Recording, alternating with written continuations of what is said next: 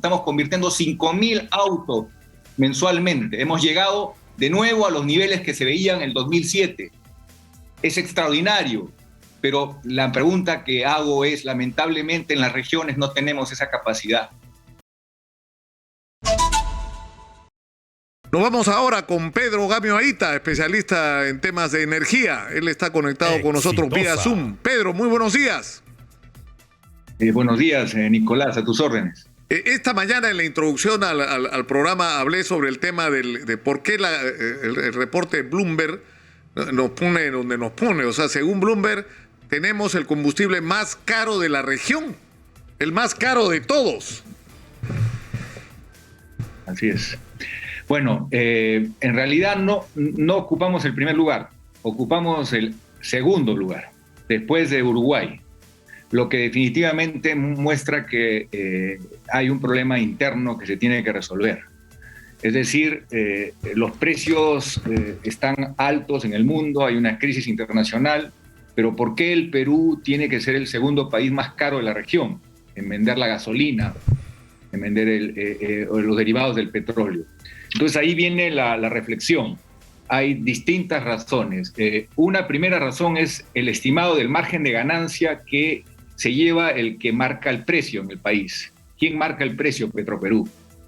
Entonces allí Petroperú le debe una explicación al país por qué el margen desde que ha comenzado este proyecto de la refinería ha crecido en relación a años anteriores.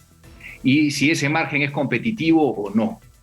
Hay importantes informes, hay un informe del ex viceministro Espinosa, hay distintos indicadores, la Contraloría, hay distintas entidades que pueden revisar con la máxima transparencia este problema, pero a eso se suma el otro problema. ¿Cuál es el otro problema? El Fondo de Estabilización de Precios no está llegando al usuario final como se espera. Y la evidencia, lo que digo es, la gasolina 90 en algunos puntos se vende a 16 soles y en otros puntos a 26 soles. Imagínate la diferencia.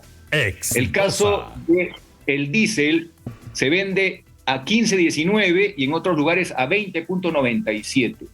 Es decir, son márgenes demasiado distantes. Si estuviera trasladándose al usuario final, los márgenes serían más ajustados, el esfuerzo tremendo que está haciendo el Estado a través del Fondo de Estabilización. Entonces, hay necesidad de una reingeniería, porque la crisis obliga a que todos los peruanos nos sumemos a un esfuerzo de darle al usuario final el precio más competitivo, en tanto avanza la masificación del gas natural, y ahí hay una buena señal. El próximo mes está saliendo finalmente un programa que va a cubrir el sector crítico de camiones y de buses, que lamentablemente era uno de los sectores más dejados en esta masificación del gas, y también hay que hacer lo mismo con el transporte interprovincial, que sería una solución de fondo a este problema tan serio y a la amenaza de huelga latente que tenemos. Además, ya la huelga en el caso de la carga, el transporte de carga, y la amenaza de huelga en el transporte de pasajeros. Ahora, antes de seguir adelante y para detenernos un poco en cada capítulo, ¿no? El tema de las utilidades, o sea, tú dices, el que marca el precio al que se va a vender el combustible en el Perú es el que tiene, digamos, la posición más importante en el mercado de los combustibles, que es Petroperú. Y tú dices que el precio, al determinar el precio para Petroperú es determinante su utilidad. Y la utilidad está determinada, ¿por qué? No por una utilidad razonable, sino por la necesidad que tiene Petroperú de cumplir con sus obligaciones tras la enorme deuda que ha adquirido. O sea, está en serios problemas financieros Petroperú. ¿Y qué está pasando? Estamos pagando nosotros, al pagar el combustible más caro, en alguna medida estamos pagando la deuda de Petroperú. Si no se hubiera dado el salvataje de hace poco tiempo de 750 millones de dólares, Petroperú estaría quebrado. O sea, en pocas palabras, la situación de Petroperú es muy difícil, se ha sobreendeudado, y un dato importante, el margen de refinación. Petroperú todavía no es una empresa integrada verticalmente, lo fue. Ahora solamente tiene un lotecito chiquitito, que no es nada significativo en Talara, y no ha podido conseguir socios a pesar del esfuerzo que ha hecho el Estado dándole el lote 192 y el lote 64, pero ha pasado los meses, ya son años, no son meses, y todavía no consigue un socio que le permita explotar estos lotes en la selva. Entonces estamos hablando de que no está integrada verticalmente. Y cuando una empresa no tiene integración vertical, maneja refinerías no integradas, los márgenes en el mundo, si estamos hablando de un precio del barril a $100, van entre $7.5 barril, y en una refinería compleja como la nuestra, que trata crudo pesado, es 26, 27 máximo dólares por barril. Pero de acuerdo al informe del ingeniero Espinosa, se estima que Petroperú está teniendo un margen de $39 por barril de petróleo. Es decir, es un margen muy alto. Y eso se justifica y se hace un análisis hacia atrás y se ve que el cambio se ha dado cuando ha empezado el proyecto, el tema de cómo financiar el alto monto de la transformación de la refinería de Talar. Ahí ha empezado el margen a agrandarse. Y hoy estamos viviendo, en un momento tan álgido, estamos viviendo y sufriendo las consecuencias de, evidentemente, esa situación, porque el precio del barril de petróleo está por encima de los $100 el barril, y evidentemente tenemos que hacer que todos hagamos un esfuerzo por sincerar los números y ayudar a la economía, a los hogares peruanos. Y creo que Perú no debe estar en el segundo puesto del precio más caro de los derivados del petróleo, como una reflexión, digamos, importante. Claro, pero estamos como atrapados, es decir, porque si Petroperú dejara de recaudar los márgenes de utilidad, no podría pagar sus obligaciones y colapsaría. O sea, bueno, entraría Pero tienes razón en ese sentido, pero vamos a la raíz del problema. Hemos hecho una modernización muy cara. Eliminamos al competidor. Uno analiza esta licitación y de la noche a la mañana el competidor que era calificado, que había hecho anteriormente, años atrás, la refinería La Pampilla, salió del concurso y quedó un solo postor.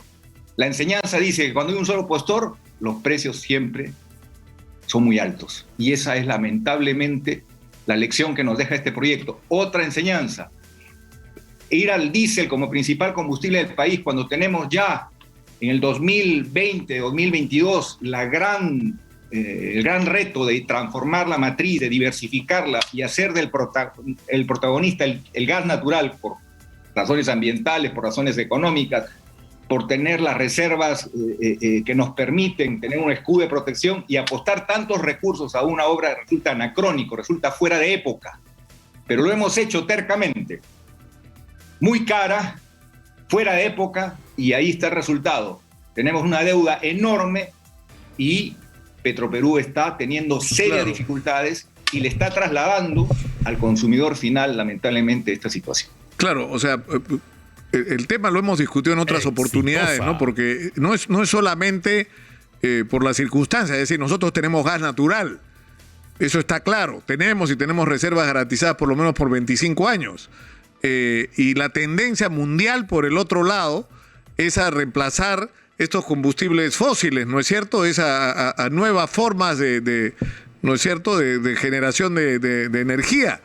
Entonces, estamos yendo como en el sentido contrario a la historia, invirtiendo una cantidad gigantesca de recursos en aquello que ya está quedando atrás en términos de... Mira, Nicolás, si hubiéramos invertido esos $6.000 millones en la infraestructura del gas, estaríamos como Colombia, o con 80% de participación del gas en el mercado interno del Perú, con el gas en las principales ciudades. Hoy los ciudadanos son inteligentes, los ciudadanos responden.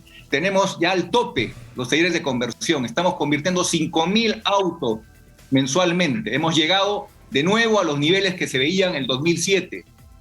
Es extraordinario, pero la pregunta que hago es, lamentablemente en las regiones no tenemos esa capacidad de actuar con la misma velocidad, porque estamos reaccionando como siempre en el último minuto. Pero bueno, hay que acelerar este proceso a la masificación y sobre todo ir a una solución de fondo para el problema tan serio del transporte interprovincial y también el transporte de carga y también el transporte en las ciudades, el transporte urbano, porque podemos sustituir, y lo dicen los informes técnicos, la mitad del diésel.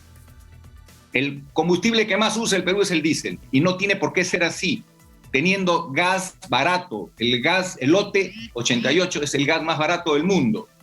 Nos dura 24 años, después vendrá un gas a precios internacionales, pero estos 24 años nos dan un gran respiro. Y solamente hemos hecho la cuarta parte de lo que podemos hacer. Ahora, y esa es la principal reflexión. Y hacer que Petroperú tenga una reingeniería, porque no podemos mantener márgenes tan altos cuando la crisis golpea sobre todo a los más pobres del Perú. Ahora, el otro tema es el de la carga tributaria, ¿no? O sea, Aurelio Ochoa me pasó un cuadrito ayer, es impresionante, la cantidad que se paga de impuestos, que es la manera más fácil de recaudar, dicho sea de paso, ¿no? Y Aurelio me decía que, por ejemplo, Biden está promoviendo la iniciativa de bajar el precio, bajar los impuestos a los combustibles para que el impacto sobre los precios en general disminuya, es decir, como una medida antiinflacionaria. O sea, bajamos los impuestos. Nicolás, ese tema yo sí lo miraría con cuidado. ¿Por qué? Porque tenemos un Estado ineficiente que ha hecho ha sacado adelante una serie de medidas sin sustento técnico, y las cuentas hay que pagarlas. Entonces, en este momento no hay equilibrio fiscal. Estamos con problemas de ingresos. La prueba de ello es que el selectivo al consumo no ha podido mantenerse en su suspensión. El Ministerio de Economía ha tenido que recular y decir, no, ya no puedo mantener esa suspensión porque necesito ingresos. Hay que darnos cuenta cómo están los colegios, cómo están los hospitales. Claro, pero entonces, ¿cuál es la salida? Es un problema de mala administración, de ineficiente administración, sumado a una presión tributaria que no es la más competitiva. El Perú necesita 20% de presión tributaria. Claro, pero su gobernabilidad. Pero tú dices, estamos en 14. Ya, pero tú dices, la solución en el mediano o largo plazo es el gas natural, pero eso es todo un proceso, hay que construir incluso infraestructura para poder garantizar el abastecimiento.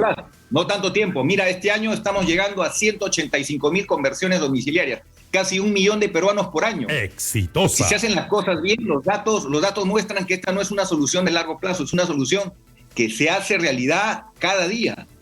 1 millón de peruanos cada año es importantísimo. Ahora, pero para el tema del transporte, ¿qué haces en lo inmediato?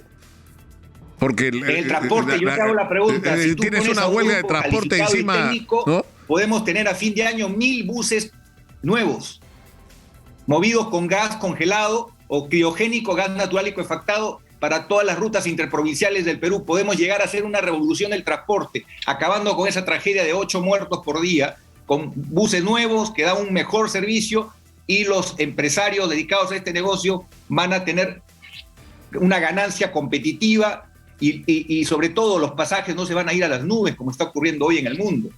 Tenemos la solución. Ya quisieran los alemanes, ya quisieran los japoneses, ya quisieran otros países tener el gas barato que tienen los peruanos, y que podría evitar este desastre en el que estamos, de que todo se vaya a las nubes y dupliquemos. Acabo de leer un informe muy preocupante de que estamos yendo a 15 millones de personas que no van a cubrir su dieta alimentaria en el Perú. Eso es alarmante. Hay necesidad de una reingeniería inteligente, y la energía tiene que ayudar, no tiene que complicar la vida de los peruanos. Pedro, te agradezco muchísimo, has sido muy gentil por atendernos, y entiendo que estás con las justas, tienes clases ahora, multifacético. Pedro Gámez, muchas gracias por atendernos.